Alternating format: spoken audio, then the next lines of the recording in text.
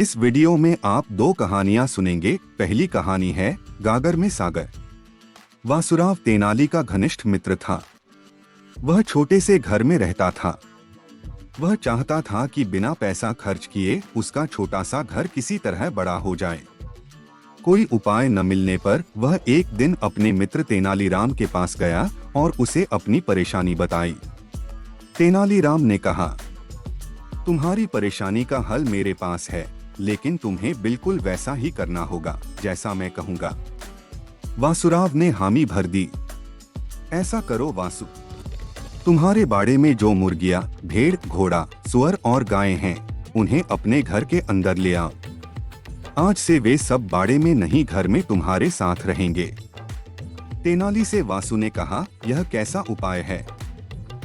तेनाली का दिमाग तो नहीं चल गया। वासु ने सोचा, परंतु वह तेनाली को वचन दे चुका था, तो मरता क्या न करता। तेनाली की बात मानकर वासु उन सभी जानवरों को अपने घर के भीतर ले आया। अब तो कमरे में हिलने की भी जगह नहीं बची थी। 2 दिन बाद वह वापस तेनाली के पास गया और अपना दुखड़ा रोने लगा। मित्र, कहाँ फंसा दिया? अब तो उस घर में सांस भी नहीं ली जाती। घबराओ मत, घर जाकर उन सभी जानवरों को वापस उनके बाड़े में पहुंचा दो, तेनाली ने शांतिपूर्वक जवाब दिया। वासुराव तुरंत घर लौटा और उन सभी जानवरों को वापस उनके बाड़े में पहुंचा दिया। लौटकर जब वह अपने घर में घुसा तो कमाल ही हो गया था। जानवरों के बाहर निकलते ही उसका घर बड़ा और शांत लगने लगा था। इस प्रकार बिना एक भी पैसा खर्च किए तेनाली ने उसकी समस्या का समाधान कर दिया था। अगली कहानी है जैसे को तैसा। तेनालीराम माँ काली का महान भक्त था। देवी माँ की कृपा से तेनालीराम के दिमाग में नीति व ज्ञान की बातों का भंडार था। बचपन में तेनालीराम तेनाली गांव के पास तुमुलुरु नामक स्थान पर रहता था। एक बार तेनाली का पड़ोसी राजा मौली उसे वहां के अमीर जमींदार नागेंद्र राव के पास ले गया। यह तेनालीराम है, बड़ा होशियार लड़का है। राजा मौली ने नागेंद्र को बताया, मैंने आज तक तेनाली से ज्यादा समझदार लड़का नहीं देखा।